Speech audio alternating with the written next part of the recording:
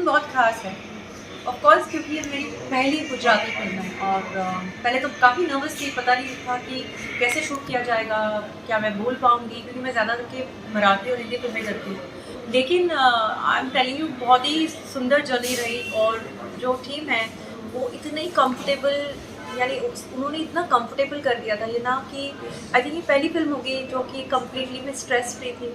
मुझे ज़्यादा कुछ टेंशन नहीं लेना था क्योंकि मुझे पता ही नहीं था कि क्या होने वाला है। हम लोग ऐसे ही, मैं लंदन पहुंच गई थी, I knew the story, I knew कि क्या रोल होने वाला है। सिर्फ उन्होंने कहा कि तुम सिर्फ आ जाओ, इसमें स्ट्रेस नहीं लेना, हम तुमको बताते जाएंगे, तुम वैसे कर लेना। तो मुझे सुबह सीन मिल जाते थे and it was very easy.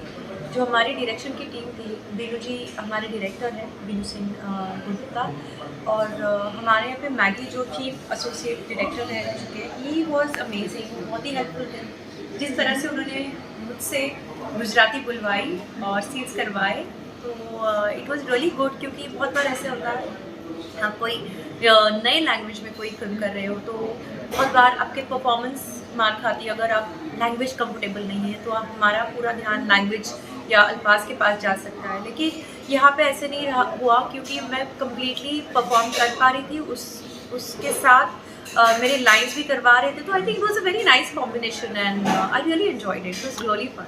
अगर मैं ये बोलूँ कि अस्मित के साथ आप कंफर्टेबल थे, क्योंकि दोनों महाराष्ट्र से हैं, मुंबई से हैं, आप जैसी गुजराती उनको आती है, मतलब दोनों मिल बांट के कर रहे थे, ऐसा नहीं है? डेफिनेटली, क्योंकि वो तो हाफ क्वार्टर गुजराती भी है, थोड़ा कहीं से मराठी भी है, वो काफ़ी मिक्स कल्चर से है और वो मुंबई में रह चुके हैं, तो बहुत अच्छी मराठी बात करते हैं। तो और मैं भी मराठी बात करती हूँ, तो हमारे लिए वो एक, एंड आई थिंक वो तो एक ब्रेकिंग पॉइंट था ही कि हम दोनों मराठी बहुत अच्छे से जानते हैं, but at the same time we have a lot of common interest. At the same time he is a very nice person, he is a very down to earth और हम्बल पर्सन, सो उनके साथ काम करने में बड़ा मजा आया। आप मराठी के अलावा शायद आपकी पहली रीजनल फिल्म है ये, आई थिंक, नहीं? हाँ जी। तो क्या अभी ये दौर बदल चुका है, वर्ल्ड वाइड हो गया है, क्या कहना चाहोगे इस बारे में? पहले मराठी तक रहते थे, भोजपुरी तक रहते थे, और बॉलीवुड के सिर्फ बॉलीवुड की फिल्में करते थे। हम या क्या कहना चाहोगे इसके बारे में?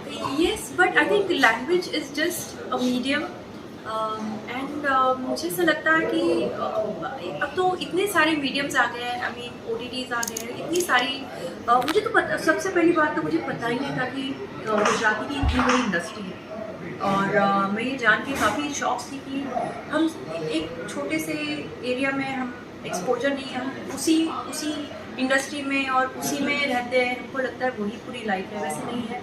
बहुत सारी इंडस्ट्रीज है and this it's a huge industry in Gujarat में उसको, और ये जान के मुझे बहुत खुशी हुई। और उनकी साल में 150-200 फिल्में बनती हैं, जो कि मुझे पता ही नहीं। तो language is just a medium. आपको पता, सबको पता है कि साउथ की कितनी फिल्में बनती है, एवरीबडी आजकल तो सब लोग साउथ की मूवीज़ करना चाहते हैं, विच इज़ ऑफकोर्स सबके लिए एक ड्रीम होता है कि चलो साउथ में मूवीज़ करें।